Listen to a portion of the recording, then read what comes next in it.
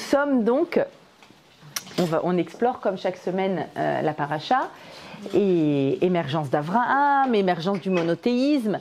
Et cette semaine, je voudrais travailler avec vous et explorer ce qu'on appelle la mida d'Abraham, la caractéristique, l'ADN d'Abraham, et d'explorer pour voir combien nous avons besoin de coller à ce modèle-là, à cette caractéristique, et aussi de voir quelles sont les limites ou peut-être les dangers de cette caractéristique. Ça va être le thème de toute la paracha en réalité. Le thème du cours, c'est: y a-t-il une limite au chesed? C'est une vraie question. Vous êtes sûrement déjà arrivé de vous poser la question quand on vous demande un service et que vraiment ras-le-bol, et que vraiment, mais stop, c'est toujours moi le pigeon qui fait tout pour tout le monde. Et là, tu as une copine qui est un peu coach de nature et qui dit mais à un moment, tu ne peux pas dire non. À un moment, stop. Ça y est, tu te fais marcher dessus. Et là, tu te poses la question, tu te dis, mais attends, si le chesed, c'est toujours bien, si l'altruisme, c'est toujours positif, peut-être qu'il n'y aurait pas de limite. Ou bien peut-être que je sens qu'il y a une limite, mais est-ce que c'est la bonne limite? Et comment savoir si c'est la bonne limite? Et en fait, c'est la question que va se poser tout simplement Abraham tout au long de cette paracha. Parce qu'effectivement, c'est une paracha dont le thème central, c'est le chesed, l'altruisme, et l'anti-chesed, le modèle contraire d'Abraham, qui va être incarné par la ville de Sédom, qui va être détruite. On va l'expliquer. Donc on a le modèle d'Abraham. Oh, magnifique, magnifique, voilà. Il fallait venir nous annoncer le Mashiach en même temps, merci. Ah, je suis contente parce que grâce à ça, je vois combien vous êtes attachés à l'étude. Et combien vous avez envie de suivre. Attendez, je vais garder quand même une feuille pour moi. Hop, voilà.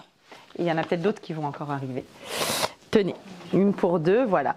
Voilà. Comme c'est bien d'avoir un texte sous les yeux.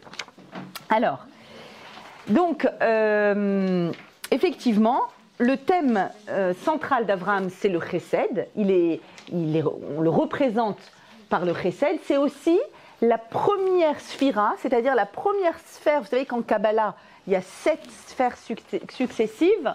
La toute première, c'est toujours celle du chesed qui est représentée par Abraham. D'accord? Donc, on va essayer de comprendre. Donc, dans cette paracha, il y a Abraham et il y a l'antithèse d'Abraham, c'est la ville de Sédom.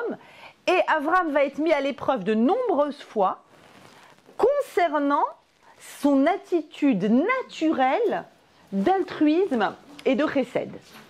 Et on va voir comment finalement, tout au long de cette paracha, son chesed va devoir être mesuré face à l'autre mida extrêmement importante à avoir face au chesed, qu'on appelle midat hadin ou rigueur.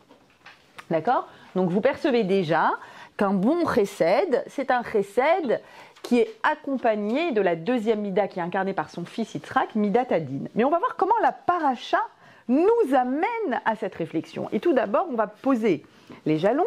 Premier jalon, tout début, là on est dans le début de l'histoire d'Israël, n'est-ce pas? Abraham, c'est le premier patriarche. Donc on démarre notre histoire, l'histoire biblique d'Israël, ok?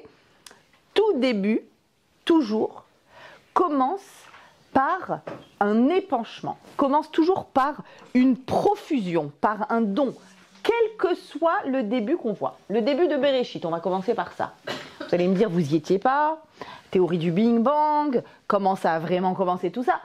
Peu importe comment on l'appelle ce début, c'est pas un cours de science. Mais ce qui est sûr, tout le monde s'accorde à dire, bonsoir, tout le monde s'accorde à dire que le début, c'est une énergie à des doses dont on ne peut même pas mesurer, d'accord, le chiffre, une énergie extrêmement, extrêmement puissante qui part d'un point et qui diffuse avec une force et à des milliards et des milliards et des milliards d'années-lumière, cette énergie va diffuser dans toutes les directions. On peut appeler ce début d'énergie le Big Bang ou comme on veut, peu importe. Mais en tout cas, au tout début, c'est une profusion, un épanchement, un don. Plus tard, dans la création, il va y avoir Vayavdel. Il va y avoir des contours qui vont être mis, des limites. Mais le début, c'est une profusion sans limite. Ça, c'est pour Bereshit. Mais regardons juste dans nos vies à nous. Comment commence l'histoire de la vie, la maternité? On est d'accord qu'il donne rien, il fait que recevoir le petit bout de chou ou pas? Il fait que recevoir. D'abord les 9 mois de grossesse, il est en mode détente, il s'installe, il prend ses aises, il envoie ses pieds partout, peu importe qu'il y avait avant un œsophage, un estomac, il balade tout, et il s'installe tranquille, et il est en mode « donnez-moi ». Il est au centre, tout est au centre. Et après, quand il va naître, il ne va pas changer ses bonnes habitudes. C'est tout de suite, maintenant, comme je veux, c'est moi qui fais la loi, et je vais envoyer valser toute la maison, c'est comme je veux. Et on le fait, hein. Et on est au taquet, réellement. Il bronche, on jaillit, ou tout le monde jaillit même, pour être là, devant les besoins de ce petit bonhomme qui a à peine quelques heures, à peine quelques jours, à peine quelques mois. Le début de la vie, pour qu'émerge un nouvel être, il y a du don, du don, du don, du don. D'autres exemples. Un couple, le début d'un couple. Quand je dis le début, date. Premier date, deuxième date, troisième date. Si tu arrives en mode « je suis là pour recevoir » et que tu donnes rien de toi, et que tu ne te montres pas, et que tu n'épanches pas, que tu n'es pas dans un mouvement de toi vers l'autre, il n'y a pas de rencontre, est-ce qu'on est d'accord? Il n'y a pas de rencontre. La rencontre se fait entre deux donneurs. Viendra le temps où on aura envie d'être receveur. Mais la rencontre, en tout cas au début, elle se fait entre deux donneurs. La construction d'une maison. Physique, je vous parle physique. C'est quoi? C'est des matériaux. On vient et on amène des matériaux. Après, on va leur donner une forme. Mais d'abord, il y a un matériau, une base première. Donc, on va investir. D'ailleurs, à propos d'investissement, la construction d'une société, d'une boîte, ça commence par quoi? Une levée de fonds. D'abord, donner. Le don, et puis après, maintenant, on va structurer tout ça. D'accord? Donc, en fait, le début, c'est toujours un chesed. D'ailleurs, si je remonte plus encore en avant la maternité, ça commence par un don de graines. Il y a un ovule qui est là, qui attend de recevoir. Mais l'histoire de la vie, bravo, c'est le deuxième Mashiach qui arrive là. Merci beaucoup, merci Nathalie. Merci Martine, c'est adorable. Adorable. Voilà, j'ai envoyé 2 mails vite fait pour qu'on ait nos feuilles. Super, bravo. Si, bien sûr qu'on a besoin, bien sûr. Merci beaucoup, merci Martine. Merci beaucoup. Donc le début, c'est toujours ce mouvement-là en avant, cette générosité, ce don. Et effectivement, avant même qu'existe le monde, disent nos sages, la Torah existait puisqu'elle est le plan d'action du monde. D'accord? Donc la Torah, le livre de Torah, lecture superficielle, on a l'impression qu'il se passe des événements, un livre d'histoire comme ce qu'on est en train de faire maintenant. On analyse la Torah, mais la Torah, le fondement de la Torah, c'est d'abord que c'est le mode d'emploi. Quand quelqu'un veut fabriquer quelque chose, il doit avoir un mode d'emploi. Le mode d'emploi de Dieu pour fabriquer le monde, dit le texte, Istakel Beoraita, il a regardé la Torah, ou Bara Alma, et il a créé le monde. Maintenant, la Torah, par quoi commence-t-elle? Dit le Talmud dans Sota, Darash Rabbi Simlai, c'est quand même bien d'avoir le texte, il faut y suivre. Alors, Rabbi Simlai explique, Torah, Trilata Gmilut Rasadim, sache que la Torah, son début, c'est Gmilut Rasadim, c'est-à-dire la générosité, l'altruisme.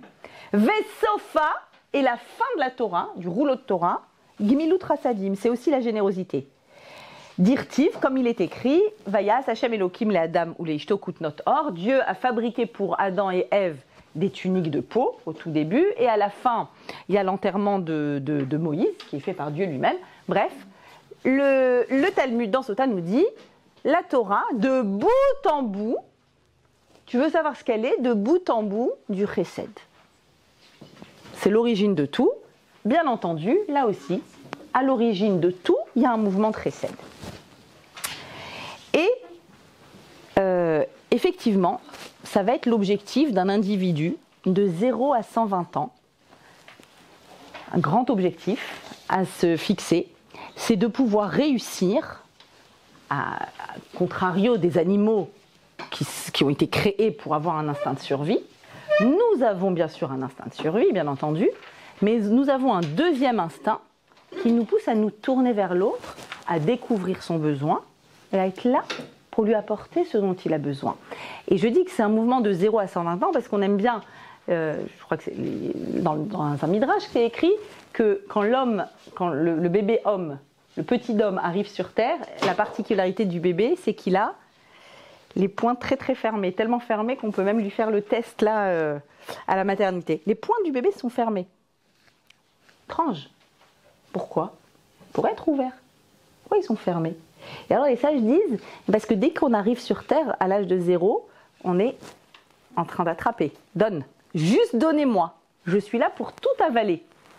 Et puis justement, l'éducation va se faire, la Torah va venir, on va apprendre tout un long apprentissage de la valeur du don. Et petit à petit, au cours de notre vie, nos mains vont s'ouvrir. Jusqu'à 120 ans. À 120 ans, elles sont ouvertes complètement. Quand quelqu'un parle, les mains sont ouvertes. Donc voilà le mouvement de la vie. Apprendre à passer de celui qui n'a pas compris encore, ne sait pas ce que c'est que le chesed, vers le chesed. Et le premier, Abraham, celui qui a instauré, celui qui incarne le chesed dans le peuple d'Israël. Et notre paracha ne parle que de ça. Elle va parler que du chesed et de l'anti-chesed et de l'égoïsme, de la problématique de l'égoïsme. Et il n'y a que moi qui est super chaud ou... Je me suis habillée trop chaudement, j'avais très froid chez moi, mais là, waouh. Et donc, comment s'ouvre notre paracha? Vous savez que j'aime bien toujours m'arrêter sur les premiers versets, et même sur le titre de la Torah. En général, le premier verset, la première image, l'introduction de la paracha, tu sais de quoi va parler la paracha. Et là, Vayera Elav Hashem be'Elone Mamré, Dieu apparaît à Abraham dans les plaines de Mamré, Vehu Yoshev, et Abraham lui-même était assis, Pétach, à l'entrée à Ohel de sa tente, qui Chom Hayom, malgré la chaleur de cette journée-là.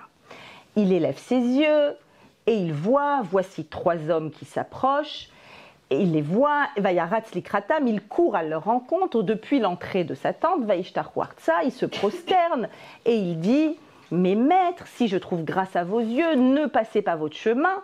Yukarna me'atmaim, je vous en prie, prenez à boire, lavez-vous les pieds, reposez-vous à l'ombre de l'arbre, mangez un peu de pain. Et puis après, toute la suite, il va aller courir derrière un petit chevreau pour leur faire de la langue d'agneau ou de chevreau, parce que c'est la meilleure partie. Et donc, elle s'ouvre, si vous voulez, cette paracha s'ouvre avec cet accueil extraordinaire d'Abraham. Alors, on sait qu'il est au 3e jour de sa circoncision, il n'est pas tout jeune non plus, Abraham, donc ça devait être plutôt douloureux.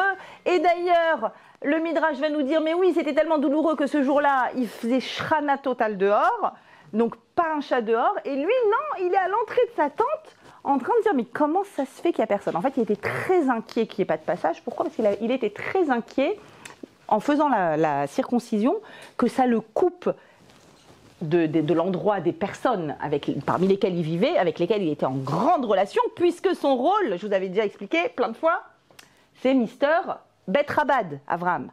Il y a un Bet Rabad extraordinaire, et donc, qui dit Bet Rabad, il faut être en lien avec tout le monde.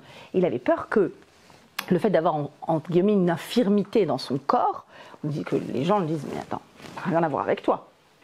Et donc s'éloigne de lui. Donc il était très inquiet. Et du coup, il y a ces 3 hommes, on va comprendre que ce sont des anges en réalité, qui ont une forme humaine, et il va effectivement faire énormément d'actions pour les recevoir. Et l'entrée de cette tente, il est à l'entrée de sa tente. Alors Rachid dit l'entrée pour voir s'il viendrait à passer des gens qu'il pourrait inviter à entrer chez lui. Donc on comprend bien sa posture et notre posture généralement de chesed, quand on a la chance d'être altruiste. Si quelqu'un toque chez moi et que je sais, j'ai travaillé mon chesed, je vais tout faire pour accueillir comme Abraham Avinu. Mais Abraham Avinu, c'est pas ça. C'est comme si, voilà, je vais essayer de vous imager la chose. Au lieu d'être dans votre maison, vous mettez à l'extérieur de la maison, au cas où quelqu'un passe par là. Surtout que je ne le loue pas. Merci Rebecca. Merci pour les fêtes. Surtout que je ne le loue pas. C'est-à-dire qu'en fait, être comme Abraham, c'est aller chercher le besoin de l'autre. C'est pas attendre qu'il vienne à moi. C'était là en train d'aller, d'espérer qu'on ait besoin. Pas comme nous, tu dis ouais, j'espère qu'elle m'a pas vue, sinon à tous les coups elle va me demander de la ramener, j'ai pas envie, attends je me faufile. Bon, si elle me demande, je dirais oui, mais... Non. Alors là, Avram, vraiment, il va. Autre chose qui est dite par le Midrash, que la tente d'Avram est ouverte, pétard, à l'ouverture. Il avait une tente très spéciale. Alors, il ne faut pas imaginer les tentes de chez Decathlon. Hein. Ce n'était pas une tente comme ça. Plus sophistiquée. Moi, j'adore quand le texte biblique il parle de la tente. Et nous, on se dit, attends, ouais, quand j'ai fait de la colo, je me rappelle, j'avais une tente. Non, c'est pas la tente. C'est-à-dire, Avram, c'est une richesse colossale. C'était un homme très puissant, qui avait gagné des guerres, qui était respecté de tout le monde. Et sa tente, c'est-à-dire son domaine est un domaine qui a été construit à une croisée des chemins, de telle sorte que, qu'on vienne du nord, du sud, de l'est ou de l'ouest, il y a une entrée, tu ne peux pas la louper, et tu sais qu'ici, tu peux t'arrêter, tu peux te poser, on va t'accueillir, on va te donner un bon lit, on va te donner à boire, à manger, etc. Et donc, ça c'est l'ouverture de notre paracha, le chesed d'Avram. Et puis, la suite de la paracha, une fois qu'on a bien posé le cadre, Abraham incarne ce don, il vit par le don, même s'il est circoncis à peine depuis 3 jours, waouh, il veut donner, il a besoin de donner. Tout de suite après, arrive, comme je vous l'ai dit, l'histoire de la ville de Sédom, et ensuite, on va avoir un autre événement terrible, c'est l'histoire du renvoi de Hagar et du fils Ishmaël, donc Hagar qui est la servante qui a porté un fils à Avram, Sarah étant stérile, et donc il va y avoir le renvoi et le refus surtout d'Abraham de renvoyer Hagar, parce que quand on est de nature profondément chesed, on ne renvoie personne, et encore moins son propre fils, n'est-ce pas?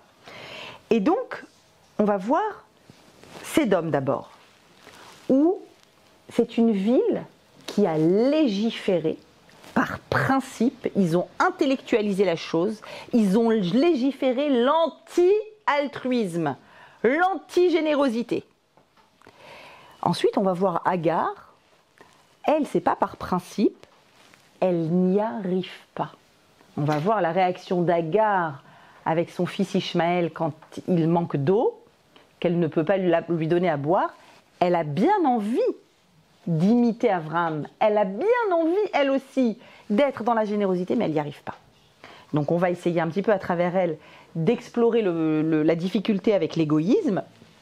Et la partie la plus difficile de cette paracha, c'est la partie qu'on lit aussi à Rosh Hashanah, la partie de la ligature d'Yitzhak, où Abraham, après la naissance d'Yitzhak, enfin il a déjà 37 ans son fils, Dieu va lui demander l'impensable, l'innommable, l'inimaginable, d'ailleurs qu'on n'arrive pas à saisir, nous avec nos cerveaux. En tout cas, Dieu demande à Abraham d'aller à l'encontre de sa nature pour vérifier le principe de crainte de Dieu. C'est-à-dire, si tu adhères, si tu fais quelque chose qui est le contraire absolu de ta nature, alors ça veut dire vraiment que tu es allé, que tu as exploré complètement. Ton chesed, c'est un chesed qui est comment dirais-je, tenu par la dose de rigueur qu'il faut. C'est pas un chesed, donc un épanchement qui irait dans toutes les directions sans aucune construction. C'est un chesed qui est construit. Et on va essayer, nous aussi, dans cette paracha, d'arriver à une réflexion sur le chesed pour pouvoir vivre un chesed construit, pour arrêter de patauger entre chesed, c'est très positif, oui, mais je veux pas être un pigeon, oui, mais des fois, les gens te bouffent, et puis il y a des gens qui profitent, et puis c'est pas sûr que, et puis il y a des cas. Alors venez, on essaye de mettre du clair dans tout ça. Première des choses, je vous ai dit, Avram c'est le chesed. Chesed c'est la première sphère en Kabbalah, c'est la première semaine du Homer, on travaille sur le chesed, c'est le premier jour de Sukkot aussi, qui est sous sous le signe du chesed. Ça veut dire, voilà, le début d'un travail de qui que ce soit en développement personnel, c'est un travail sur le don. Toujours. Toujours. Ensuite arrive le travail en face à face de la mida qu'on appelle de la rigueur qui va canaliser ce chesed. D'accord ? Mais tout d'abord qu'on comprenne. Le chesed, c'est une mida. Une mida, trait de caractère en français. Mais la vraie traduction du mot mida, c'est quoi ? Mesure. Et c'est génial qu'un trait de caractère s'appelle une mesure. Parce qu'en vrai, si j'utilise le mot trait de caractère, je vais dire non, laisse tomber, moi je suis égoïste. En 2 temps, 3 mouvements, ça y est, je suis répertorié égoïste. Non, t'es pas égoïste. T'es peut-être plus égoïste que ta copine avec qui t'as grandi, qui elle, c'est un génie chesed. Ça veut pas dire que t'es égoïste, ça veut dire que t'es dans une certaine mesure, plus ou moins par rapport au maximal et au minimum. D'accord ? Donc en fait, sur toute... Tu dis je suis impatiente. Non, peut-être que tu es très patiente par rapport à d'autres personnes qui sont plus impatientes que toi. Etc., etc. En fait, dans toutes les midotes, tu es dans une certaine mesure, dans l'échelle de moins l'infini à plus l'infini. D'accord ? Si c'est celle du chesed, ça sera l'égoïsme majeur jusqu'à l'altruisme majeur. Tu es quelque part là-dedans. Maintenant, réfléchissons un instant. Une mida, une mesure, c'est quelque chose qui se travaille. La Torah part du principe que, l'image que je vous donnais tout à l'heure, de 0 à 120 ans, à 0, le bébé il arrive avec les poings fermés, il va apprendre. À 1 an et demi, si j'attends de mon bébé de prêter le jeu qu'il vient de recevoir pour Hanouka, c'est possible qu'il fasse une crise. S'il fait une crise, il est normal. On est d'accord ? Et nous, on est là hyper gênés. Non, mais je sais pas, en général, ils prêtent. Non, ils prêtent pas et c'est normal. C'est normal qu'ils prêtent pas. Il n'y a aucune raison qu'un petit prête. Aucune. Aucune. Donc, en fait, ce qu'on va faire, c'est que tout au long de notre vie, on va essayer de développer la mida. Non, j'aime bien donner cet exemple pour qu'on comprenne. Les midotes se travaillent exactement comme se travaille le corps. J'aime bien parce que pour le corps, c'est facile. Tu vas à la salle de sport. Tu as envie de te muscler le ventre. La peau qui tombe. Ok ? Je donne cet exemple par hasard, comme ça. Qu'est-ce que tu vas faire ? Tu vas faire des abdos. Maintenant, si tu veux beaucoup le muscler, tu vas en faire beaucoup. Tu vas beaucoup t'entraîner, n'est-ce pas ? Le monde émotionnel fonctionne comme le corps. Pas de surprise. Tu veux t'entraîner à quelque chose, il faut que tu le travailles. Tu peux pas dire génial, on était à un cours de Torah de mariage, on a parlé du chesed, à partir de maintenant, ouais, je suis une bombe en chesed. Tu vas voir que dans 5 minutes, tu n'y arriveras pas. Impossible, c'est pas possible. Tu peux pas porter un poids de 50 kilos quand tu arrives le premier jour à la salle de sport. Tu ne peux pas, c'est pas possible. Et c'est pour ça que Rav Wolbe donne tout un conseil dans son livre Aléchour. Comment on fait pour travailler une mida, quelle qu'elle soit. Je veux travailler la colère, la patience, je veux être plus zriza, je ne sais plus comment on dit. Bon, bref, j'ai tellement chaud que je vais prendre un... Donne-moi une assiette. Franchement, j'étouffe. Merci, voilà. Tu veux qu'on ouvre un peu la voix ? Ouais, si je suis la seule à avoir chaud... Non, mais bon, comme vous voulez. Du coup, qu'est-ce que je disais ? Donc, tu ne peux pas du jour au lendemain. Et Rav Wolbe explique qu'il faut faire des petites actions, des petites actions, d'accord ? Beaucoup de toutes petites actions. C'est comme ça qu'on travaille. Si du jour au lendemain, tu veux dire, à partir de maintenant, ça y est, je suis plus du tout égoïste, ça ne marchera pas. Donc, il y a tout un développement... Ah oui, ça fait du bien. Il y a tout un développement à avoir pour savoir comment travailler son chesed. Et également, ce qu'il faut faire, c'est le cours d'aujourd'hui, voir comment le chesed est forcément mis en parallèle avec sa mida contraire qui est tout autant nécessaire et qui est incarnée par Yitzhak et qui va canaliser le chesed. C'est la mida de Gvura. Maintenant, écoutez-moi bien. Ok, c'est une mida, ça se travaille, il faut de l'entraînement. On est tous et toutes nés avec des caractéristiques innées. n'est-ce pas? Et c'est assez merveilleux de voir comment dans un même foyer, la même éducation, même père, même mère, t'en as un qui va se couper en mille toute la journée et l'autre qui va être rageux toute la journée. On est d'accord qu'il y a des traits de caractère. J'adore quand vous vous regardez les uns les autres au milieu des cours, j'adore. Excellent. Donc il y a des traits de caractère et en fonction de nos traits de caractère, forcément, il va falloir qu'on travaille dans l'autre sens pour arriver, comme dit Maïmonide, c'est un grand principe de Maïmonide, il dit il faut arriver à une mesure, qu'est-ce qui est bon? Équilibré. Ni trop dans un sens, ni trop dans l'autre, à l'équilibre. Il dit si on est né très colérique, alors il va falloir faire un travail extrême dans l'autre sens pour arriver à la fin à un juste milieu. D'accord? Donc, maintenant, concernant la Mida Chesed, qui est la première sphira, la première Mida, la plus importante, vraiment c'est le début de tout travail en développement personnel, c'est ça. Concernant cette Mida, c'est très important, c'est même fondamental, qu'on se connaisse. C'est-à-dire qu'on sache si on est né dans la Mida de Chesed ou si on est né dans la Mida de Gvura. D'accord? En une seconde, vous le savez. Je vais vous donner 2-3 éléments, en une seconde, vous le savez. La personne qui est née avec une propension de la Gvura, qui est une extraordinaire Mida, la Gvura. La Gvura, c'est la rigueur. D'accord? Donc la rigueur, c'est ce qui va canaliser le Chesed pour pas que le Chesed il parte dans tous les sens. D'accord? Banalement, je vais te dire, donner de l'argent à un SDF qui se drogue, c'est pas un super Chesed. On est d'accord ou pas? Donc le Chesed, oui, mais il faut le canaliser. Dire oui, je te donne un exemple plus simple, dire oui à son enfant, à tous ses caprices, très mauvais Chesed. Donc tu dis, ah non mais attends, mais il faut donner. Il me demande, moi mon rôle c'est de donner. Ah bah non. Non, des fois non. D'accord? Donc il faut canaliser le Chesed. Le Chesed sans la Gvura, sans la rigueur, c'est pas bon.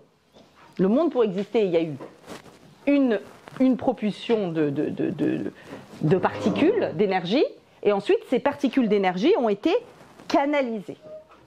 D'accord? Ont été mises en forme, ont été structurées. Voilà, donc la Gvura va structurer le Chesed. Et toute notre paracha, c'est comment Avraham va se structurer, comment Dieu va le mettre à l'épreuve pour que son Chesed soit canalisé. Ok? Donc, quelqu'un qui est né du côté Gvura, du côté rigueur, c'est quelqu'un, en général, je vous donne plusieurs éléments pour que vous ayez, c'est pas obligé que vous cochiez la totalité, d'accord?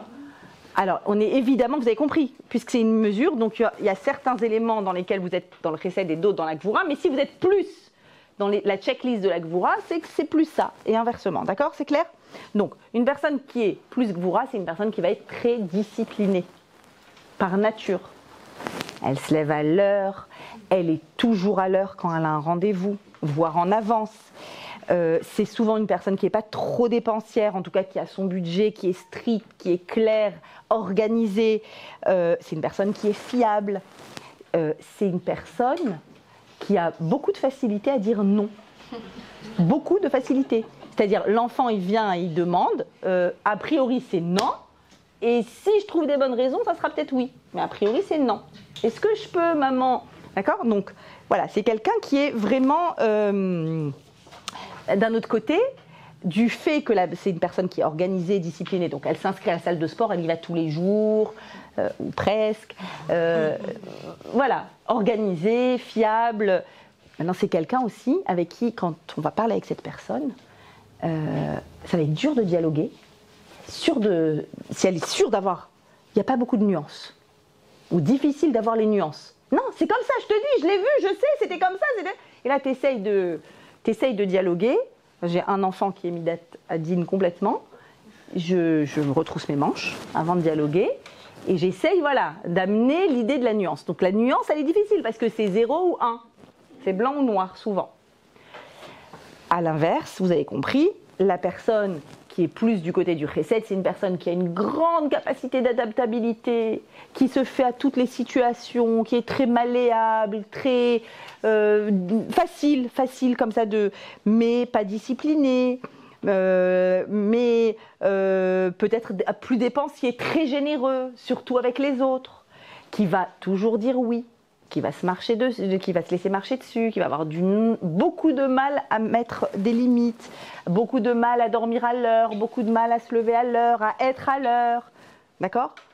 Mais une qualité de cœur, c'est souvent des personnes qui vont travailler avec les humains, d'accord ? Qui ne vont pas travailler avec les chiffres et avec les... Voilà, souvent la Midat Hadin, ils vont être comptables, ou ils vont être des métiers stricts, où il faut être strict. Midat HaRachamim ou Midat HaChesed, ça va être plus... Voilà, du face-à-face, de la psychologie, c'est vaste en fait, c'est beaucoup plus vaste que ce que je suis en train de vous dire. Mais voilà, tout le monde est clair, plus ou moins, vous savez où vous êtes, ouais, c'est facile. C'est facile. Moi je rêve d'être disciplinée dans ma vie, donc c'est très facile pour moi de savoir. Dit-elle le jour où elle n'a pas amené les feuilles. Maintenant, vous êtes en train de vous dire, parce que j'ai essayé de vous faire une image où j'ai pas mis à l'honneur l'un plus que l'autre, n'est-ce pas ? Vous avez compris qu'il n'y a pas le bon élève et le mauvais élève ici. C'est très clair. C'est une nature, et évidemment que quand on est dans la nature qui est plus stricte et rigoureuse, il va y avoir des plus grands efforts à faire pour aller vers le chesed. Et quand on va naître dans la nature chesed, il va falloir faire beaucoup d'efforts pour canaliser ce chesed, pour le structurer, pour apprendre à dire non. Ok ? Donc, il n'y a pas le Avram et chesed, Yitzhak et Gevura. D'accord ? Et Yaakov, c'est justement le juste milieu entre les deux. Et c'est les sphères de la Kabbalah, donc on est obligé de passer par là. Et donc, Avram passe par là lui aussi. Et première difficulté qu'il a, il doit faire face à la destruction d'une ville entière qui mérite d'être détruite. Il va y avoir un volcan en fait qui va engloutir toute la ville. Pourquoi elle mérite d'être détruite ? Une ville entière qui mérite d'être détruite, qui Anshe Sdom, les gens qui habitent à Sdom, Ra'im vechataim, étaient extrêmement mauvais. Alors, qu'est-ce qui se passe à Sédom ? Sédom est un lieu où on va, comme je vous ai dit, légiférer à l'encontre de la générosité. C'est-à-dire qu'à Sédom, vous avez une loi qui interdit de donner une pièce à quelqu'un, qui interdit aussi de faire l'aumône, qui interdit toute personne d'être dans le besoin quel qu'il soit. En fait, c'est le monde de l'uniformité. Pourquoi une ville, dans l'Antiquité, en est arrivée, comment ça se fait qu'elle en est arrivée à tellement détester, enfin c'est naturel quand même, il y a quelque chose quand on grandit, pas quand on est bébé, mais quand on grandit, c'est naturel d'être sensible aux besoins de l'autre. Comment on a pu trouver une ville entière où c'est interdit de donner à l'autre ? Et si tu donnes, c'est peine de mort. Donc autant vous dire que voilà. Donc Lot, le neveu d'Abraham, va accueillir des personnes chez lui, et il va mériter donc d'être sauvé de la destruction. Pourquoi ? Parce que Lot avait grandi chez Abraham et il a bien compris que c'est un impératif, la générosité. Mais comment se fait-il qu'une ville entière a pu légiférer comme ça ? Qu'est-ce qui se passe quand j'ai face à moi quelqu'un qui est dans le besoin ? D'un côté, quand je travaille ma Midat Chesed, c'est galvanisant, ça me donne une sensation très forte quand j'ai pu aider quelqu'un d'exister, une sensation très forte de servir à quelque chose, d'être utile, d'avoir compris le besoin de l'autre. C'est pas simple que de comprendre le besoin de l'autre. Mais d'un autre côté, il y a une difficulté majeure. C'est que quand je suis face à quelqu'un dans le besoin, il me renvoie en miroir automatiquement ma propre fragilité. Automatiquement. C'est pour ça que c'est difficile de regarder dans les yeux un SDF. Quand on passe, malheureusement, je le dis avec tristesse, mais quand on passe à côté d'un SDF, soit quand c'est le bon moment, alors on a une pièce et on va la donner, mais on va la donner comme ça, remarquez, c'est quand la dernière fois que vous avez pris un café avec un SDF ? Très difficile, parce que, en fait, il te renvoie, quel que soit, je prends un exemple extrême, mais ça nous renvoie, la fragilité humaine nous renvoie au fait que finalement, on a envie de vivre de se raconter une histoire, de vivre dans un fantasme de vie dans lequel c'est bon, on est bien, on est tranquille. Je peux donner l'exemple, Dieu préserve, de visite de malade. C'est tout un art de savoir visiter un malade. Pas quelqu'un qui a un bobo, un malade. Dans le service oncologie, Dieu préserve. Ça veut dire y aller, vraiment, savoir vraiment visiter un malade, c'est être d'accord d'aller dans un endroit où tu sais que Dieu préserve, qu'Hachem nous en protège, mais tu es susceptible d'y être. C'est-à-dire tu ne sais pas pourquoi cette personne y est et pas toi. Pourquoi tu as la chance, en guillemets, d'être du bon côté, du côté de celui qui visite. Et ça te renvoie à ta fragilité en tant qu'être humain qui peut avoir besoin. C'est très difficile. Mais c'est très nécessaire. Très difficile. Et donc, assez d'hommes, ils s'en sont sortis. On dit, pas de problème. On n'est pas fragile, personne. Donc, il n'y a pas d'impôt, il n'y a pas de redistribution. Donc, c'était une ville riche, c'était un lieu riche, c'était une ville riche. Tout le monde est riche, il n'y a pas de pauvres. Ville d'uniformité. Voilà, c'est, on va dire, un capitalisme riche où aucunement on accepte la différence. Aucune acceptation de la différence. Et Dieu annonce qu'il va détruire cette ville. Et Abraham, à votre avis, qu'est-ce qu'il dit? Même pas en rêve. Je suis pas d'accord. Moi, tu m'as créé avec une nature chesed. Grâce à ma nature chesed, j'ai ouvert des tonnes de betterabat de partout. Tous ceux qui veulent venir entendre Dieu unique, créateur du monde, je les ai amenés vers cette connaissance. Mais moi, Abraham, je crois en l'homme. Je crois en l'étincelle divine qui se trouve chez chacun. Il est impossible pour moi d'envisager qu'un peuple entier, qu'une ville entière n'est pas susceptible de faire teshuva. C'est impossible de penser une chose pareille. Et donc, on va assister à une scène incroyable dans la Torah, un dialogue surréaliste entre Hachem et Abraham, dans lequel Abraham négocie, comme un bon négociateur, il négocie la ville de Sodome. Alors comment il négocie, vous savez ou pas? Il dit, Dieu, tu peux pas faire ça. Pourquoi? Il y a peut-être 50 justes dans cette ville. Dieu répond, non, il n'y a pas. Bon, c'est quoi, il y en a peut-être 45. Non, j'ai vérifié, il n'y a pas. Il y en a peut-être 40. Tout ça, c'est dans le texte biblique. Hein. Il y en a ensuite, il passe de 10 en 10. 40, 30, 20. Ensuite, il va dire, il y en a peut-être 10. Et là, quand Dieu lui dit, il n'y a pas 10 hommes bons, justes, là, il lâche l'affaire. J'ai lu une explication. C'est quoi cette négociation? Ça paraît dingue. Abraham qui négocie avec Dieu. Dieu, il sait ce qu'il fait. Alors oui, effectivement. Le monde est un monde de chesed, olam chesed ibané.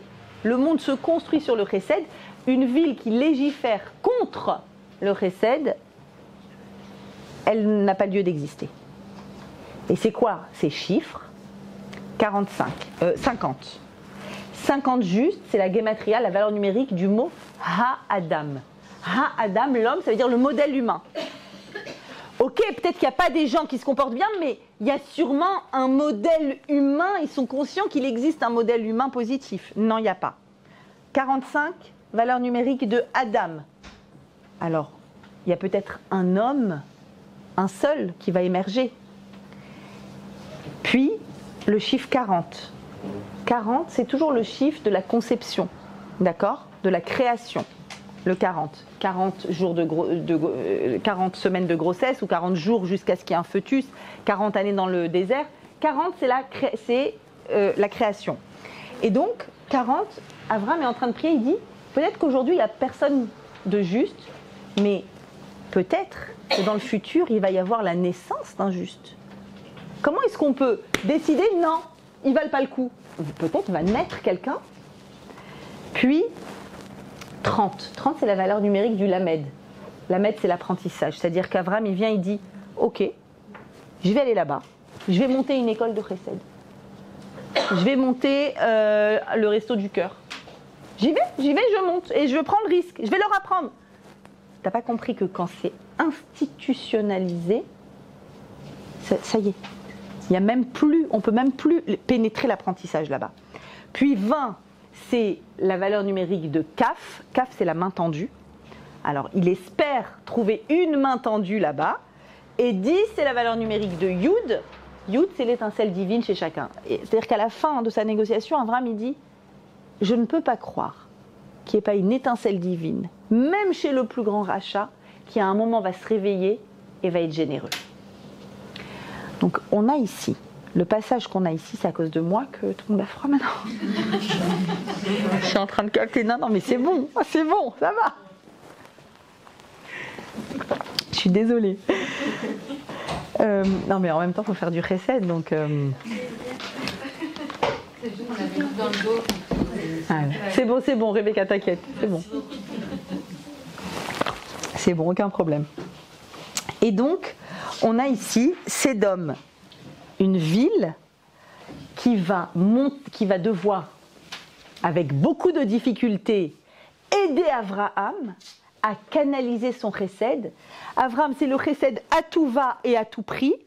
Et là, Dieu lui montre et lui dit, tu sais, des fois dans la vie, on espère que ce soit très rare, mais ça arrive des gens qui sont foncièrement, fondamentalement mauvais.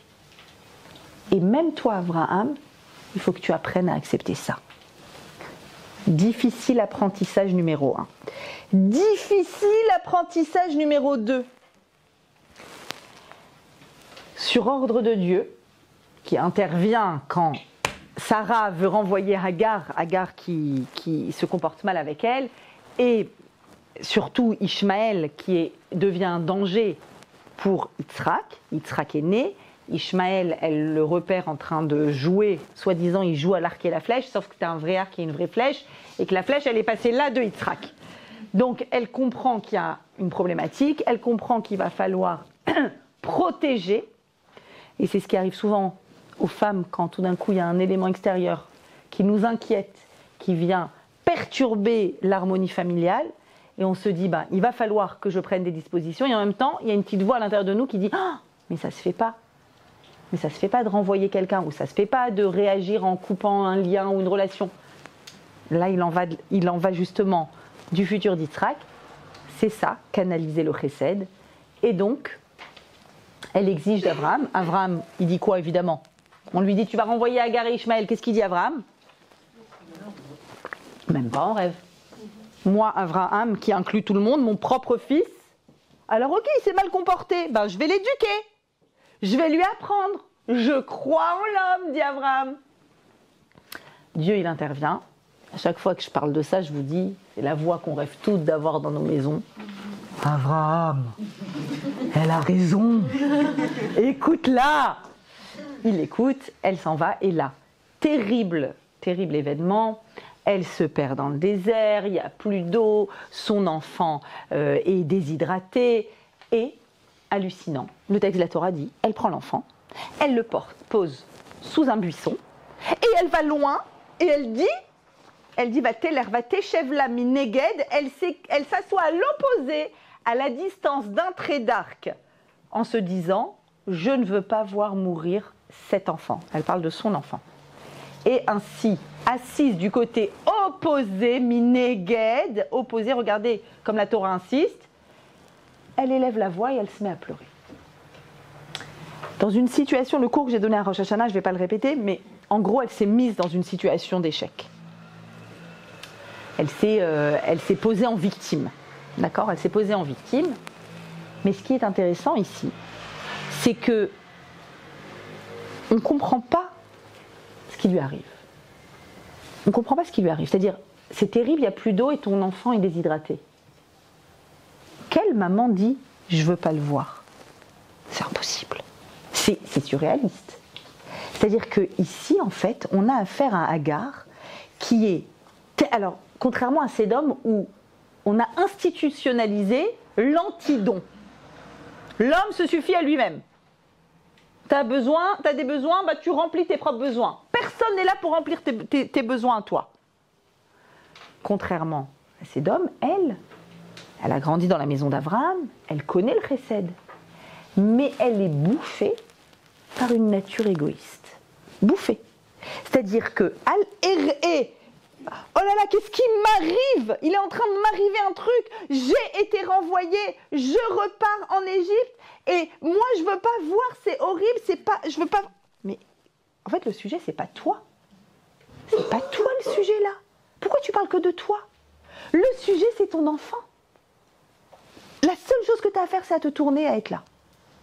Peut-être tu as une solution, peut-être tu n'as pas de solution. Et dans le chesed, comme on va le découvrir, souvent on n'a pas de solution. Souvent, on a des questions avec le chesed, quelqu'un vient vers nous, nous demande quelque chose, on rêverait avoir la solution. Mais une partie de la solution, c'est toujours de porter la charge émotionnelle que vit l'autre avec l'autre. Toujours. C'est toujours une partie de la solution. Une refoua chez l'EMA. On fait le cours pour une refoua chez l'EMA. Ça serait incroyable d'avoir la solution. De pouvoir dire, voilà, telle personne va avoir la guérison. Mais à minima, qu'est-ce que tu peux faire? Quel que soit le problème que quelqu'un vient et t'évoque, à minima, tu peux prier pour cette personne. À minima, tu peux porter avec lui sa souffrance en demandant des nouvelles très régulièrement. Pas, au fait, je te rends compte, au fait. Non. Tu prends le temps d'envoyer un message. Tu prends le temps de dire, je pense à ça. Tu prends le temps de montrer que c'est une charge aussi pour toi. Une charge émotionnelle. En fait, ici, on nous présente Agar comme étant comme étant le modèle, en fait, elle aimerait faire du chesed, c'est sûr, mais elle est le modèle d'un égoïsme où elle n'arrive plus à se sortir de son souci d'elle-même. Et en fait, pourquoi c'est important d'avoir le modèle d'Agar ici? Parce que c'est le point de départ, ça va être le point de départ de notre réflexion sur le chesed. Notre plus grand problème avec le chesed, c'est l'égoïsme. Et quelque chose en nous a été comment dirais-je, programmé. On est programmé pour de l'égoïsme. Pourquoi? Pour le principe au minimum de l'instinct de survie. Comment je peux prendre soin de moi si j'ai pas un minimum d'égoïsme? Donc l'ego est important. Évidemment qu'il est important. L'estime de soi est importante pour évoluer. Mais il y a un moment où la mesure, tout le travail de la vie, c'est de réussir à repérer la mesure et le moment où en fait tu es avalé par ton propre souci de toi-même. Et au moment où tu es avalé par ton propre souci de toi-même, il se passe un truc incroyable. Tu ne vois pas l'autre. Il est là. Tu le vois pas. Al-Er'e Bemot, je ne veux pas voir. En fait, on est en train de nous présenter une caricature d'une personne qui est tellement remplie par des émotions qui la concernent elle-même, qu'elle n'arrive pas à voir. Et d'ailleurs, il y avait de l'eau en face d'elle qu'elle ne voyait pas. Tu ne vois pas ce qu'il y a autour de toi. Et ça, dans nos foyers, ça arrive très souvent. Un mari qui vit des choses terribles au travail, et la femme, elle trace, mais de quoi? Le travail, la maison, les enfants, les obligations, il faut courir, il faut les rendez-vous. Et en fait, il y a quelqu'un qui ne va pas bien, ça peut être un ado, qui s'est renfermé sur lui-même, qui ne va pas bien à la maison.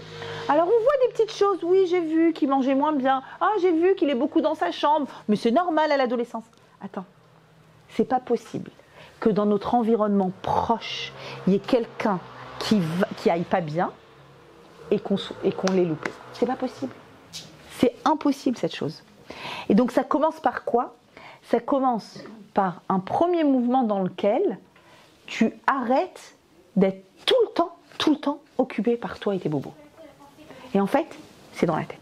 Il faut commencer dans la tête. C'est-à-dire, cette posture de « il m'arrive », de parler de soi. Parler, je parle de moi, qu'est-ce qui m'arrive, qu'est-ce que je dois faire, qu'est-ce qui va se passer, et si c'était passé, et si... Attends, stop. Il y a des gens autour de toi. Intéresse-toi, c'est le premier mouvement. Les capteurs, je dis toujours on a des capteurs. Nos capteurs, ils peuvent être ou tournés vers nous, qu'est-ce qui m'arrive, et on m'a dit, et on m'a fait, et on m'a pris, et on m'a pas dit. Ou bien ils peuvent être tourné vers l'extérieur. Maintenant que vous comprenez bien, on a pris l'exemple de Sédom, un exemple extrême, la pire ville. L'exemple d'Agar, la pire maman. Toujours la Torah, elle nous présente la caricature de quelque chose. Pourquoi ? Comme ça, au moins, c'est sûr que tu te retrouves à l'intérieur. Certes, c'est très loin de toi, mais elle englobe la totalité du sujet, la Torah. C'est-à-dire que la Mida de Sdom, vous croyez qu'elle n'est pas en nous, la Mida de Sdom ? Ça serait pas intéressant de lire cette histoire si elle n'était pas en nous. Sédom, dit la Mishnah, c'est ceux qui disent, regarde, vous allez voir, vous n'allez même pas être choqués. Sheli, Sheli, Shelcha, Shelcha.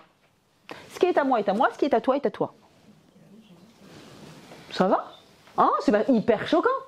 Je te prends pas, hein, je te vole pas, je te prends pas ce qui est à toi. Mais t'as pas intérêt à venir, même pas regarder ce qu'il y a. C'est-à-dire que t'habites l'étage au-dessus de moi, t'es ma voisine de palier, tu crèves. Sheli, Sheli, Shelcha, Shelcha. Par contre, si moi j'ai un problème aussi, je peux pas venir te demander. Je vais vous dire dans quoi on ressemble à ça. Détendez-vous.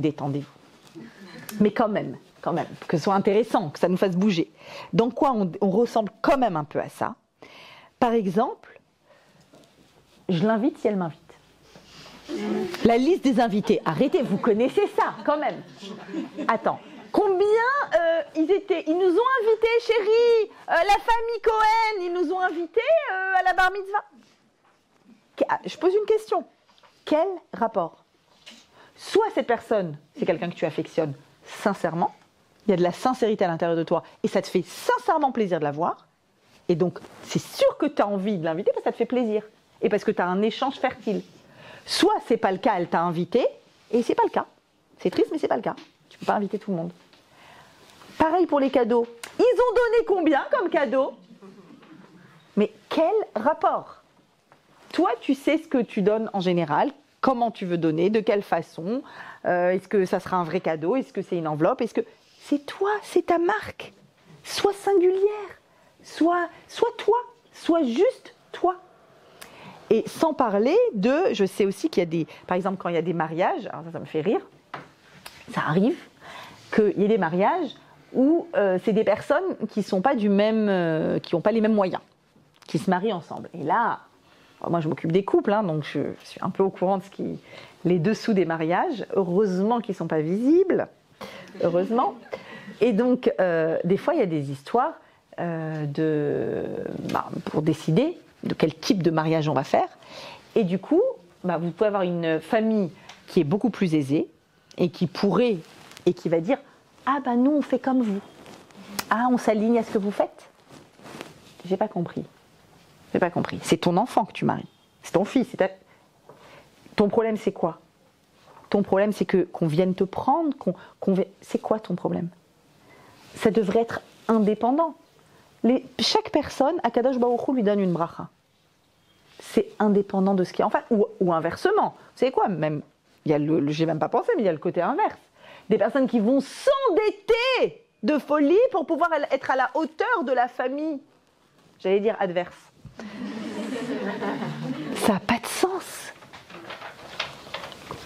Ça n'a pas de sens. Ça aussi, c'est un principe d'uniformité à la Sédom. Alors, vous avez raison, on est loin de Sédom.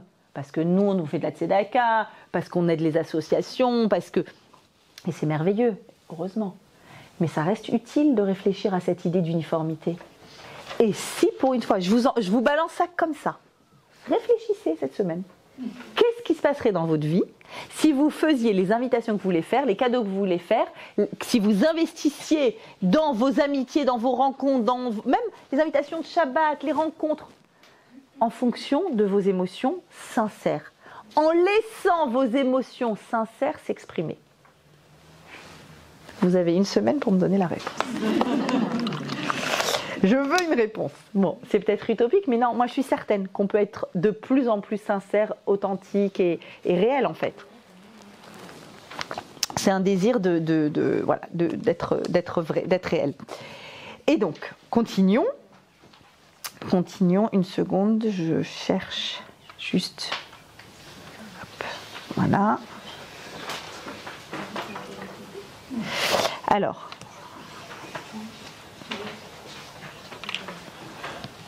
Ok, donc on a vu la première brisure d'Abraham, c'était Sédom qui est détruite. La deuxième, Agar qui est renvoyée, et on a compris que le problème numéro 1, pour démarrer un travail de chesed, il faut arrêter de penser tout le temps que à soi. Et ça, c'est vraiment une posture. Pour réussir ça, parce que c'est sûr que je pense qu'il y a peu de personnes qui disent « Ah ouais, moi je suis comme ça, moi je parle que de moi. » J'imagine que, voilà.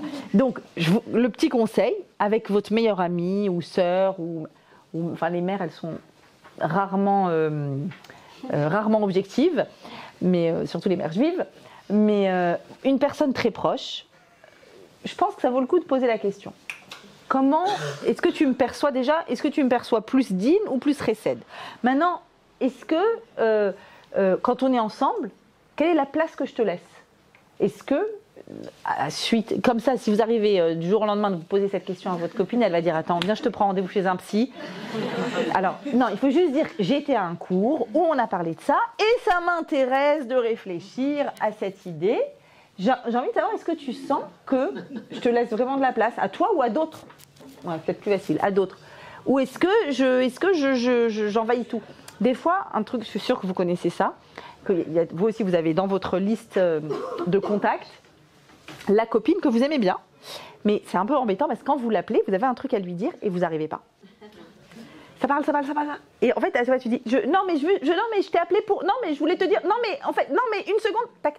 Et en fait, elle a tellement de trucs à dire. Maintenant, ça t'intéresse vraiment, mais il y a des personnes comme ça qui, voilà, c'est pas méchant, c'est pas faire exprès, c'est pas une incapacité à faire du recette, pas du tout. C'est juste une sorte de propension à prendre pas mal de place, d'espace et à ne pas se rendre compte du coup. Donc c'est pour ça que j'en parle, parce que c'est le point de départ, se rendre compte de ceux qui sont autour de nous et de leurs besoins. Ok.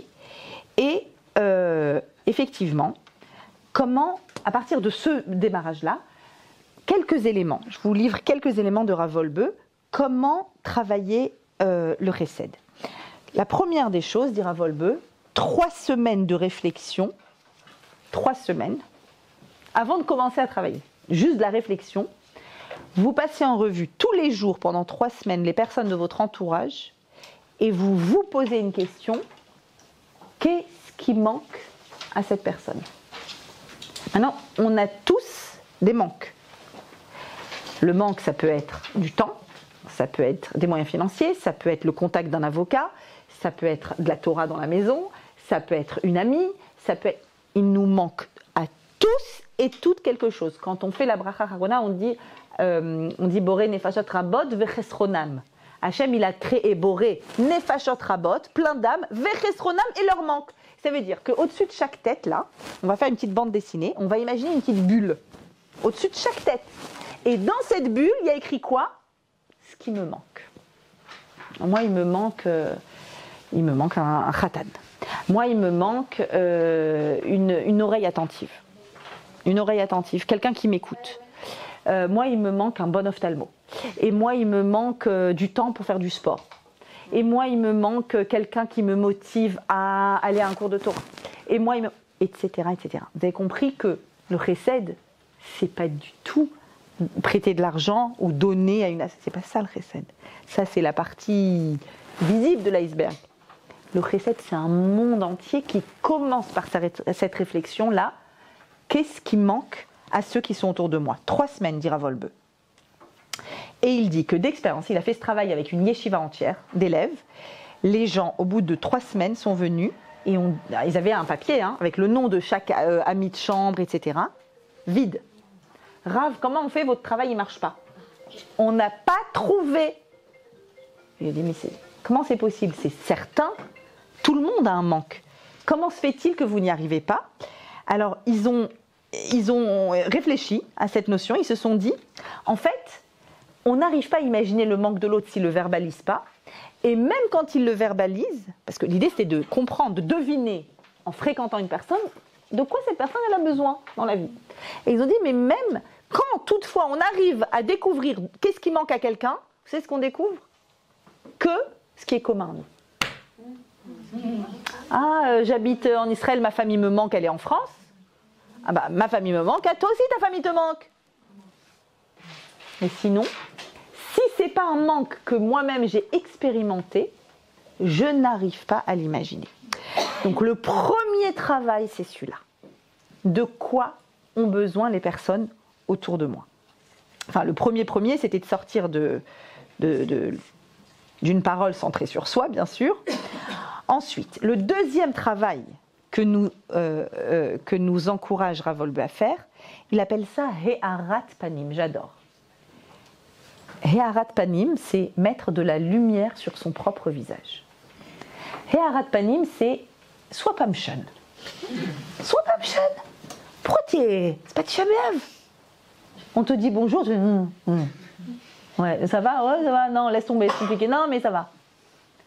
Donner à l'autre, il dit que la première des choses qu'on peut et qu'on doit donner à l'autre, c'est un visage éclairé. C'est la joie de la rencontre avec l'autre. Pourquoi je suis heureuse de ça? Parce qu'en face de moi, il y a une personne qui est porteuse d'une étincelle divine. Ça suffit pour être content. Et je vais vraiment exprimer ma joie. Et c'était très drôle parce que là, on atterrit de New York. Donc j'étais à New York de mercredi à hier. Et ouais, jet lag, tout ça. Mais j'espère que ça a du sens ce que je vous dis, que je suis pas en train de... Et alors c'était très bon, moi je connais pas States, c'est très impressionnant, mais voilà. Et le peu qu'on a pu quand même un peu sortir avec mon mari et faire un peu de shopping évidemment, les baskets, alors, on n'allait pas revenir sans les baskets pour les enfants, c'est la base. Et un truc qui m'a marqué, c'est au comptoir d'un magasin. Alors, automatique, nous on dit bonjour, et on pose nos trucs, et bon, et là c'est « How are you ?» Salut, comment ça? Et l'autre, elle s'en fout. Elle te répond pas « Oui, je vais bien, et toi, comment tu vas ?» Elle s'en fout, puisque c'est la vendeuse, et toi, t'es l'acheteuse, et que tu t'en fous d'elle, et qu'elle s'en fout.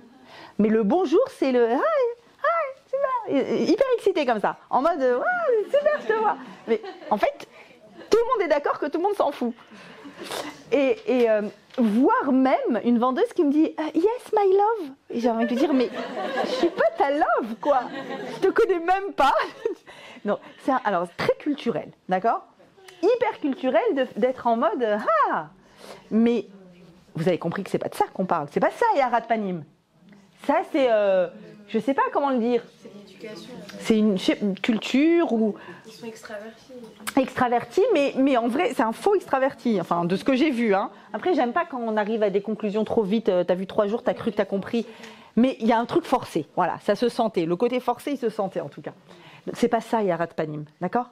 He'arat Panim, c'est s'arrêter une seconde et être vraiment, mais vraiment content de voir l'autre et lui apporter à minima la chaleur d'un sourire.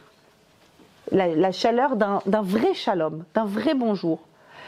Ça ne veut pas dire que là, tout de suite, tu vas t'asseoir et prendre un long café et rentrer dans sa vie intérieure.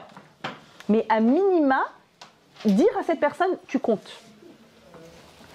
Et c'est déjà beaucoup, en réalité. Mais c'est déjà beaucoup. Voilà, ça c'est le début du travail. Il continue effectivement avec la suite du travail. Des petits actes, une fois qu'on a repéré, réussir à faire des choses pour l'autre, réellement pour l'autre, et des choses pas forcément visibles. Il donne l'exemple, Rav Wolbe, de remplir la carafe d'eau et la mettre dans le frigo pour qu'il y en ait pour tout le monde quand on est dans un internat. Les petits gestes, les petits actes où tu es là pour la totalité. Juste bien se souvenir que c'est une mida. Une mida, c'est comme un muscle, c'est un entraînement. Plus je vais pratiquer cet exercice, c'est de l'exercice, plus je vais me sensibiliser, plus je vais réussir à être présent et à comprendre les besoins de l'autre et à réussir. Et c'est addictif après. C'est réellement addictif parce que c'est extraordinaire de pouvoir créer ce lien émotionnel entre les individus. Ok, juste rapidement, je vois que le temps file, pardon. La dernière épreuve et la plus grande d'Abraham, vous le savez, la 10e épreuve, c'est quand Dieu lui demande « Veha ale ou le ola » monte-le en offrande. Donc il ne lui demande pas de faire réellement l'offrande, mais de le monter, c'est-à-dire d'aller au maximum de l'amour, avec cet amour qu'il porte à son fils, de l'apporter et de faire ce qu'on appelle, donc c'est pas le sacrifice d'Isaac, c'est la ligature. Et effectivement, c'est avec cette dernière épreuve, en brisant complètement, il est complètement chesed, il va aller à l'encontre totale de sa nature, c'est comme ça qu'il va terminer de canaliser son chesed, d'avoir un chesed qui est fertile. Et Yitzhak, lui, qui, comme on l'a dit, représente le deuxième pan, d'accord, ce qui contrebalance notre chesed. Yitzhak, je voudrais juste qu'on s'arrête une seconde sur son nom, sa naissance merveilleuse. Vaikra Avram et Shem bno anolad lo, Yitz asher yalda lo Sarah, Yitzhak. Donc Abraham a nommé son fils qui venait de lui naître, que Sarah lui avait donné, Yitzhak. Il l'a circoncis à l'âge de 8 jours, etc. Et Sarah dit, Dieu m'a donné un tzrok, ça veut dire littéralement un rire, kol hashomea, tout celui qui va entendre que j'ai accouché à l'âge de 90 ans, Yitzhakli, va rire avec moi. Qu'est-ce que c'est que ce Yitzhak? Yitzhak, c'est deux mots. Tse, mais à chok. Tse, c'est sort. Chok, c'est la loi de la nature immuable. Le chok, par excellence, c'est quoi? C'est ça. Je lâche, il tombe. Et il tombera toujours. Toujours. Parce que Dieu a créé ce monde avec des chukim, des lois. Cette loi-là, elle est immuable. C'est comme ça qu'Hachem gère son monde. Yitzhak, et c'est tout le principe du rire et de l'humour juif, sortir du destin, sortir du prévisible, sortir de ce qui était attendu. C'était attendu que Sarah n'ait jamais d'enfant, on va sortir de ça. C'est ça un rire. Pourquoi est-ce qu'on rit? Pourquoi c'est drôle? Pourquoi Gad Elmaleh est très drôle, surtout en ce moment? Pourquoi on rit? On rit parce qu'on s'attend à une chute. Il raconte une histoire, on s'attend à une chute et hop, c'est complètement autre chose. Ça sort de ce qui était attendu. Pourquoi l'humour juif nous a sauvés? Pourquoi il y a tellement d'humour chez les juifs? Parce que le destin juif, il a l'air toujours d'être tragique. Et hop, retournement. Et hop, on sort d'Égypte. Et hop, on a Israël de nouveau. Et hop, on gagne la guerre des 6 jours. Et hop, à chaque fois. Il y a quelque chose qui est attendu dans l'histoire d'Israël. Et hop, on sort du prévisible. Et donc, Yitzhak, effectivement, est celui qui va apporter le parallèle, qui va apporter la symétrie à ce chesed, au chesed avec le din, Yitzhak qui représente la midat hadin, la rigueur, et au sein de cette rigueur, évidemment, il y a une rigueur, mais il y a le tse me'achok, il y a sort du prévisible. Et finalement, il faut quand même qu'on arrive à une conclusion avec toute cette exploration. Alors, y a-t-il une limite ou pas au chesed? Comment vivre notre chesed? Comment ne pas être soit écrasé par ceux qui profitent de nous, soit, à l'inverse, se couper du monde? Vous avez compris que depuis la faute d'Adam et Ève, toutes les midotes ont été abîmées, les 7 sphères ont été abîmées, et la sphère du chesed est certainement une des plus abîmées. Pourquoi? Parce que pour être métaken, pour la réparer, il faut faire un chesed qui est un juste milieu. D'accord? Et le monde est rempli de quoi? D'intérêts, d'égoïstes, de personnes... Je n'ai pas envie de vous déprimer ce soir, mais le monde est rempli de personnes qui vont être là, qui vont profiter en fait. Alors qu'est-ce que je fais? Est-ce que je me replie sur moi et je dis laisse tomber, qu'est-ce que... J'ai pas envie de faire partie de ceux qui... Et donc on peut se replier, on peut arrêter. Non, avant je donnais, avant j'étais là et on m'a bien usé, on m'a bien utilisé, maintenant stop. Est-ce que je fais ça ou est-ce que je mets une limite? Mais dans ce cas, où mettre la limite? Où mettre la limite? Et c'est la question de la vie, c'est la question de la bonne mesure. La question de l'éducation. Une maman qui éduque ses enfants, à quel moment je dis stop? Qu'est-ce que je permets? Qu'est-ce que j'interdis? C'est la question de la vie. Le judaïsme. Dans le judaïsme, il y a les deux plans. Dans le Shabbat, il y a faire et ne pas faire. Faire, c'est le chesed. J'ajoute des salades, j'ajoute des bons plats, j'ajoute des beaux habits, j'honore le Shabbat. Et après, tu as shomer Shabbat. On est excellent dans ajouter. Dans Shomer Shabbat, c'est plus difficile. Être strict. Non, ça, je peux pas faire. Non, je peux pas aller faire les soldes et je peux pas aller chez un tel et je peux pas prendre la voiture. Shomer. Et on est obligé d'avoir les deux. C'est impossible d'être que dans l'un et que dans l'autre. Et c'est difficile. C'est difficile parce que quand je viens et que je mets une limite, je peux très rapidement dire que la limite m'étouffe. Mais qu'est-ce que tu me saoules avec ton Shabbat? Mais qu'est-ce que tu me saoules avec ton kasher? Ah oui, mais le kasher, c'est ce qui fait que, justement, on préserve l'identité et on préserve la pérennité.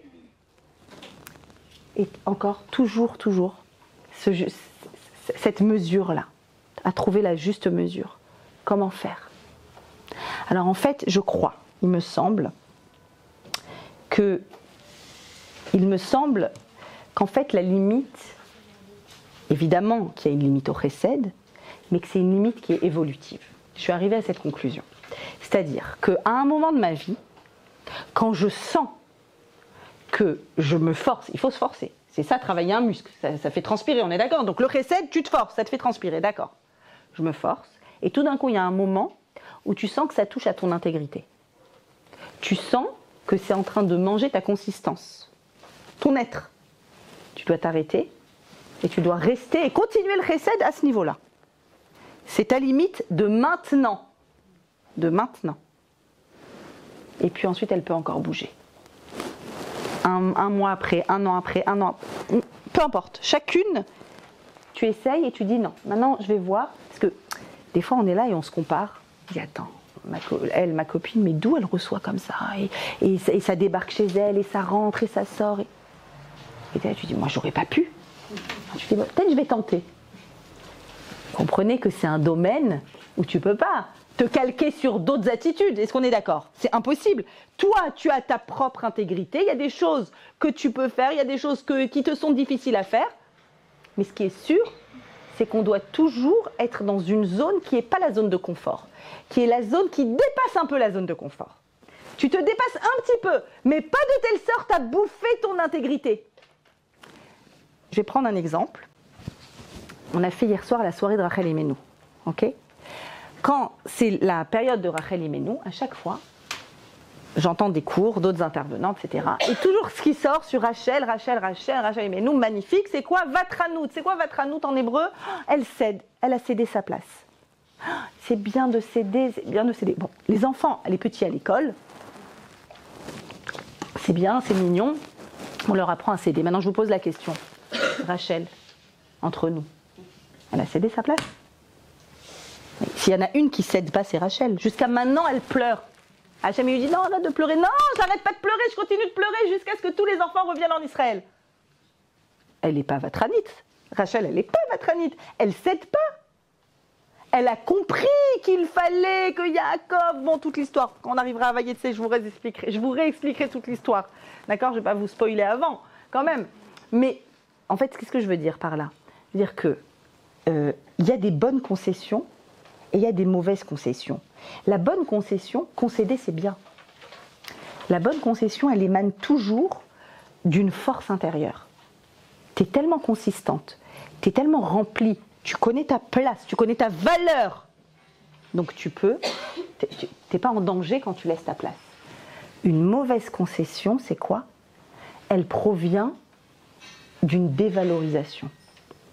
Si on a un enfant à la maison, qui est tout le temps en train de prêter, de donner. Mais pourquoi? Parce qu'il pense qu'il ne mérite pas. Qu'il pense que lui, il n'y a pas le droit. Il ne faut pas le laisser. Il ne faut pas le laisser. Est-ce que vous comprenez?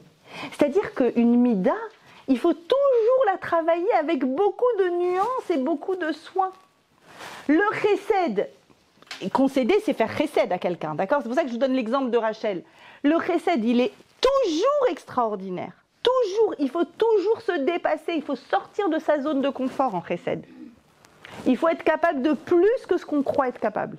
Il faut se forcer à faire plus que ce qu'on croit. Non, je ne peux pas... ah non, cette semaine, je ne vais pas inviter, je ne vais pas aider, je ne vais pas lui rendre service. Elle m'a demandé... Non, bah, tu sais quoi, je ne réponds pas au téléphone. Oh, non, je vais lui dire que mon téléphone, il était bloqué. J'ai plus de batterie. Parce que tu sais que la personne va te demander.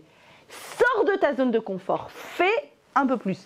Mais si tu le fais et que ça émane d'un endroit où tu te sens obligé, sinon qu'est-ce qu'on va dire? où tu es dévalorisé, où c'est comme ça toute ta vie, tu as été celle qui se laisse... Alors ça émane pas du bon endroit. Est-ce que je suis claire? Il faut que ça émane d'un endroit consistant et rempli à l'intérieur de moi. Je suis tellement remplie d'une mission, je sais tellement qu'Hachem m'a donné, que ce qui manque aux autres, peut-être que moi j'ai. Peut-être que je peux donner à l'autre ce qui lui manque. Et ce qui lui manque, ça peut être toutes sortes de choses. On termine avec cette phrase que j'ai découverte aujourd'hui, merveilleuse, dans le Midrash. Rabbi Yochanan ben Zakkai. Un jour, Rabbi Yochanan ben Zakkai sortait de Yerushalayim. Il était contemporain de la destruction du temple. Vehaya Rabbi Yehoshua. Et Rabbi Yehoshua marchait derrière lui. Et tous les deux, ils ont vu Beth Amikdash Charev. Ils sont passés à côté des ruines du temple. Horrible. Ils voient les ruines du temple. Et ils commencent à se lamenter. Ils disent, oh mon Dieu, oh Ilano, quelle horreur qu'on n'a plus cet endroit qui pouvait absoudre nos fautes. On a amené un sacrifice et on était nettoyés. On n'a plus cet endroit-là. Amarlo, il lui a répondu, Rabbi Yochanan, Bni, mon fils, Aliera Lecha, non, c'est pas si grave, tu sais. Enfin, Aliera Lecha, ne sois pas mal, plutôt. Yesh lanu kapara achat, on a une autre forme de kapara, sheikmota, qui est du même ordre que ce que nous apportait le Beth Amikdash Waya. Je vous assure que je l'ai découvert aujourd'hui, cette phrase, dans la Gemara. Qu'est-ce qui nous apporte pareil? Il dit Veizeze zegmilut rasadim. Quand tu fais du chesed, et il amène un verset, quand tu sors de ton enfermement, qui peut être celui d'Agar, qui peut être celui de Sdom, non, on fait pareil. On est pareil, on est au même niveau, on fait ce qu'il donne, je donne. Quand tu sors de ça et tu dis non, je sors de ma zone de confort, je vais faire exister quelqu'un, et que tout ça s'est canalisé par la rigueur de Yitzhak, c'est-à-dire que tu sais d'où ça vient d'un endroit rempli à l'intérieur de toi et intègre, alors ça t'apporte exactement la kapara qu'apporte le Beth Amikdash. Ça veut dire quoi? Ça veut dire que s'il y a un domaine pour lequel vous priez de toutes vos forces, où vous attendez une Yeshua, une Refoua, le Mazal, quelque chose, le Chesed, travailler le Chesed est une méthode extraordinaire pour réussir à développer, en fait, à réussir à obtenir ce pourquoi vous priez, mais surtout, comment? Par le moyen, en fait, vous avez développé, vous avez transformé votre nature. Donc déjà, moi, je voudrais vous remercier du Chesed que vous me faites en venant ici, parce que vous me forcez à me casser la tête et à préparer mon cours, semaine après semaine. Donc je vous remercie énormément et de votre patience, des coups de chaleur, des coups de froid, des feuilles qui ne sont pas là. Vraiment, je tiens vraiment, sincèrement à vous dire combien j'ai de la chance de vous avoir toutes ici. Vous me stimulez, vous m'inspirez, vous me forcez à dépasser, à essayer de trouver des nouvelles choses. Donc merci mille fois, mille fois.